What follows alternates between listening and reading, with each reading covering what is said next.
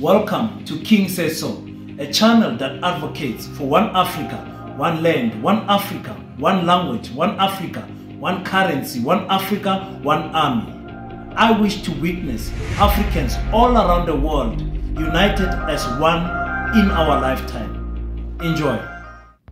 Black Heart, the Hustle Continua. 100% good quality t-shirts, made to inspire your goals and dreams.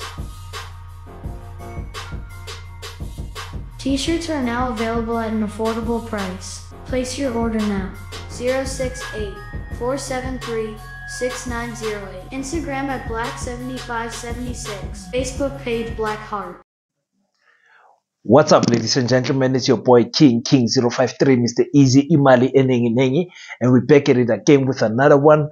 And before we start, I just want to thank guys. The support is crazy. Thank you so much for all the support that you guys are giving this channel, this Pan-Africanist channel. It's not a a channel that gives you gossip and all of that. Pan-Africanism is boring to those who don't understand the African agenda. And I strongly believe that the people that are on this channel understand the importance of the African agenda, that every generation in Africa carries three mandates: a political mandate, a spiritual mandate, and an economical mandate. We can speak about the other mandate. There's actually 7 pillars, but let's focus on those 3. Any generation in South Africa should be able to say what they have achieved politically. Politically can be broken down into many spheres in terms of agriculture, what they've done with the land, what they've done with the financial market, whatever. Spiritually, when we speak about spiritual, we speak about the connection of the African people on a different realm. What was our spiritual mandate?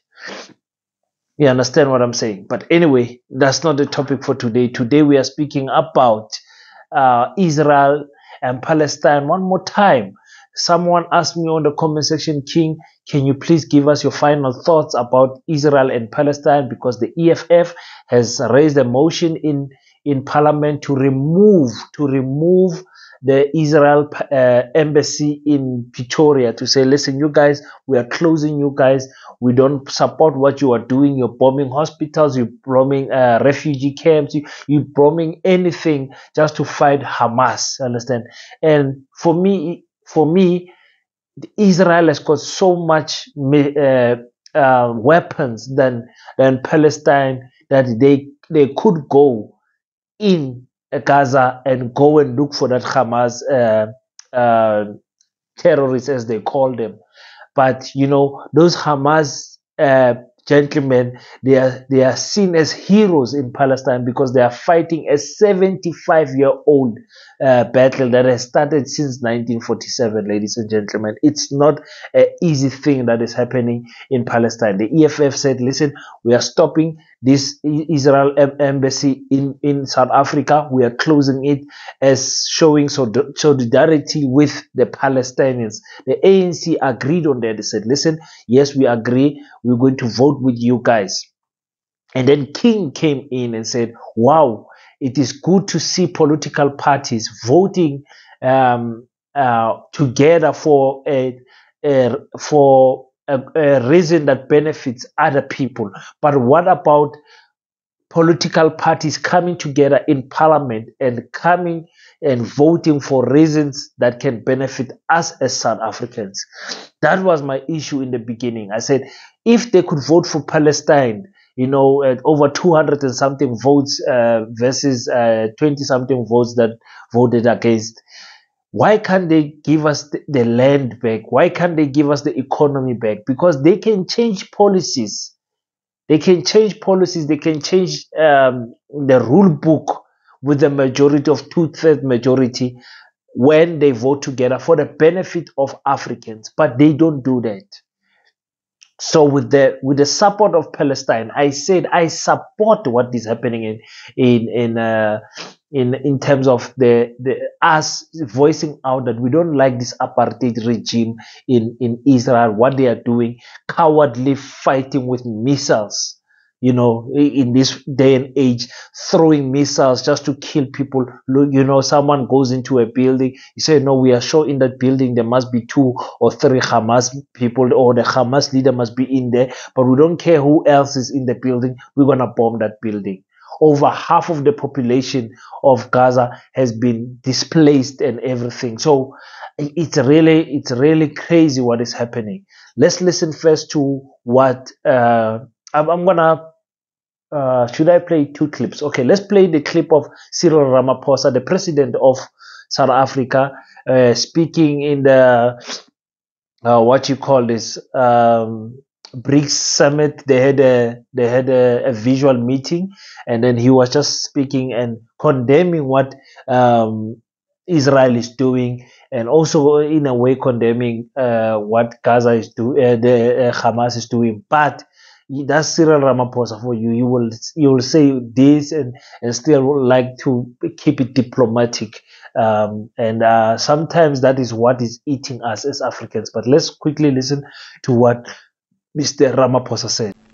Your Excellencies, leaders of BRICS nations, Your Excellencies, leaders of invited BRICS members, all ministers who are in attendance, and representatives of heads of states, Sherpas and SOS Sherpas and officials.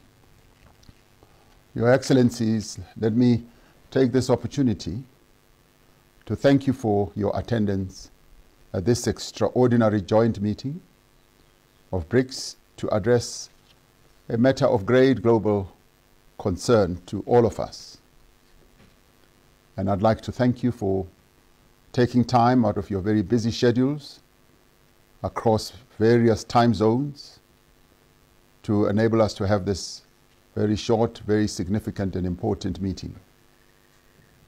Since the 7th of October, when more than 1,200 people were killed in an attack by Hamas on Israel, the world has borne witness to the devastating killing of thousands of innocent people in Gaza, many of whom are women and children. Over 11,000 residents of Gaza have been killed. Many thousands more have been injured. Infrastructure such as hospitals, roads, homes, and other public facilities have been destroyed.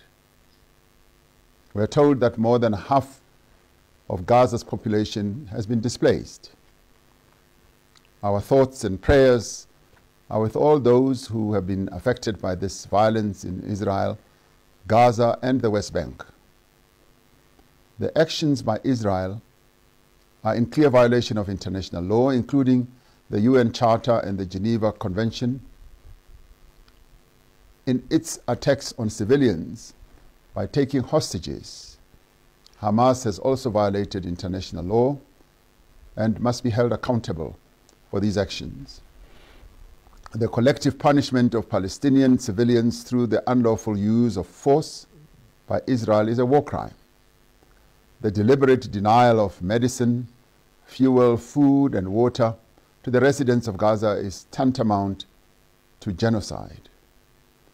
The atrocities that we have witnessed are the latest chapter in a painful history of suffering, oppression, occupation, and conflict going back more than 75 years. The root cause of all this conflict is the illegal occupation of Palestine territory by Israel as reflected in the UN Security Council Resolution 2334, which states that Israeli settlements constitute a flagrant violation under international law.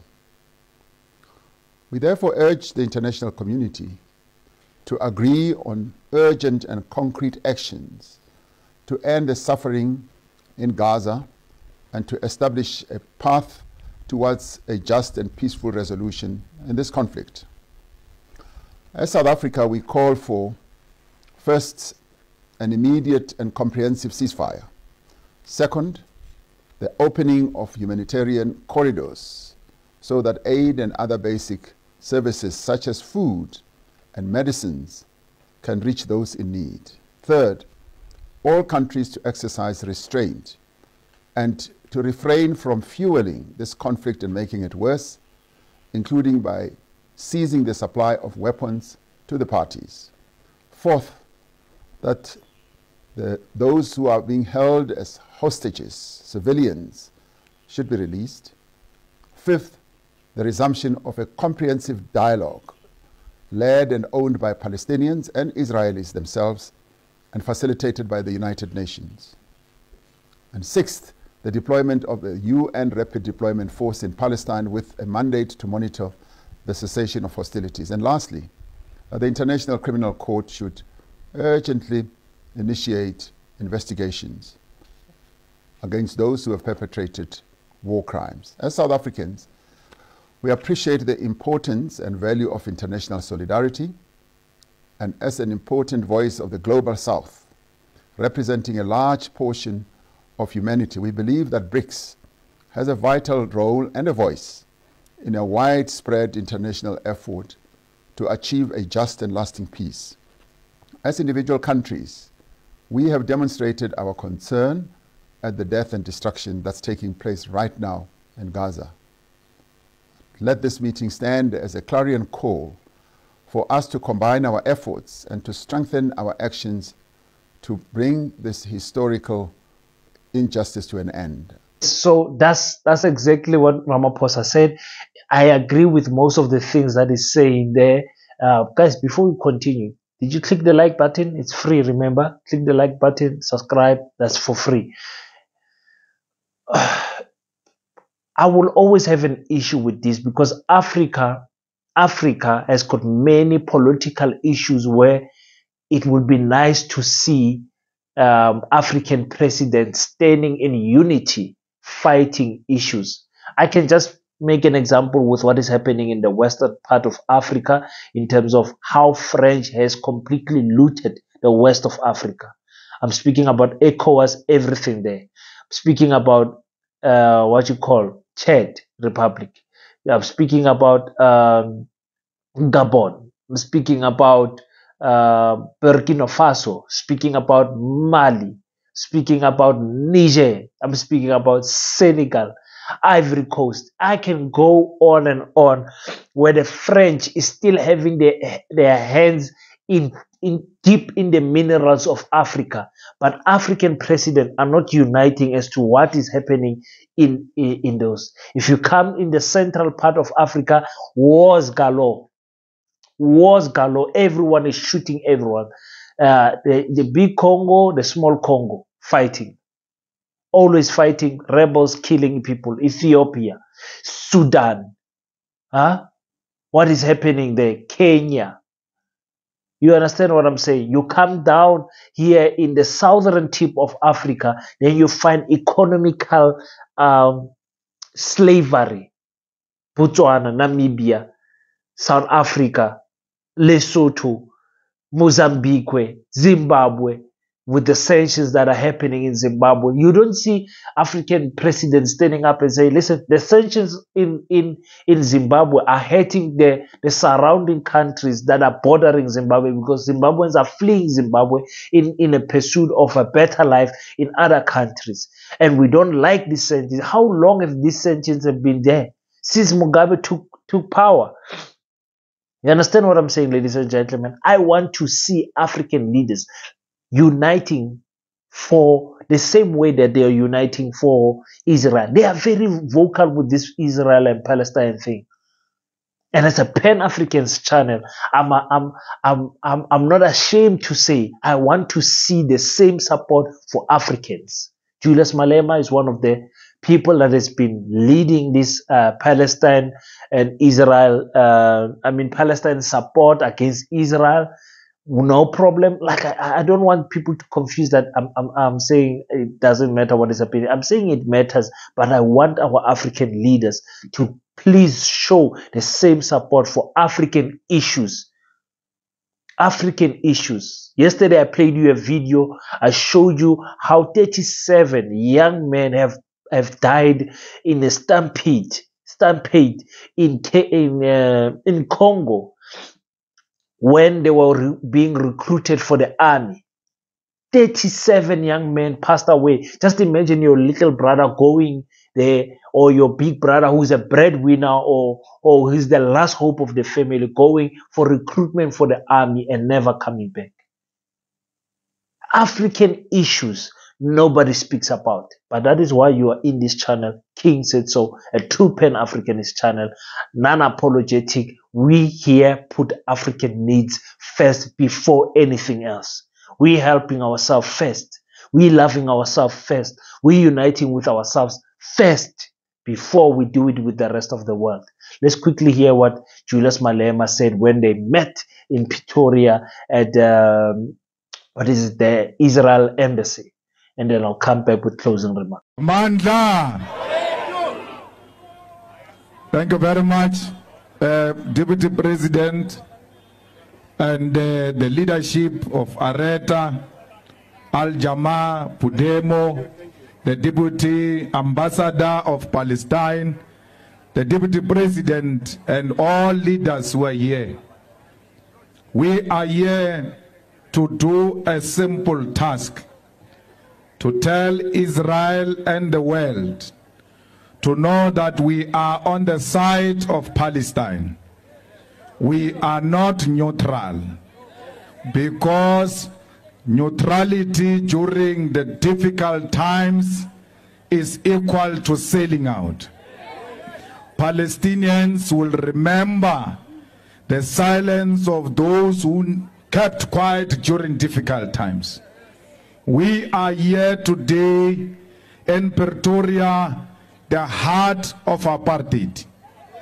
The reason why we are able to come and march here today and do it freely, without soldiers carrying guns, without police carrying guns, without us being intimidated, is because the people of the world stood with us during difficult times. It was the people of Nigeria who took their money from their salaries and donated to liberation movement for us to get our freedom. It was the anti-apartheid movement in America, in UK, in many other parts of the world, where the world stood in solidarity with us and said, we will not sit down and watch the Afrikaner apartheid regime killing our people in South Africa. That's why we have our freedom today.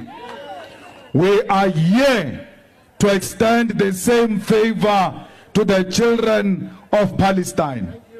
The war in Palestine is not a holy war, it's an evil war. Because even here, the apartheid Afrikaner regime used to say they are the chosen ones, used to say they are children of God and we are animals. So when the Minister of Defense of Israel calls Palestinians animals, we know what he means, because we were called animals ourselves here in South Africa by those who were claiming they were sent by God. There is no holy war there, there is an evil war, and we must always stand against the evil. Comrades, what type of government do we have in Israel that goes and bomb a hospital where people have run away for refugee, where people are sick, where children are there, where pregnant women are there? You bomb a hospital and you say you are looking for Hamas, but you are killing innocent children.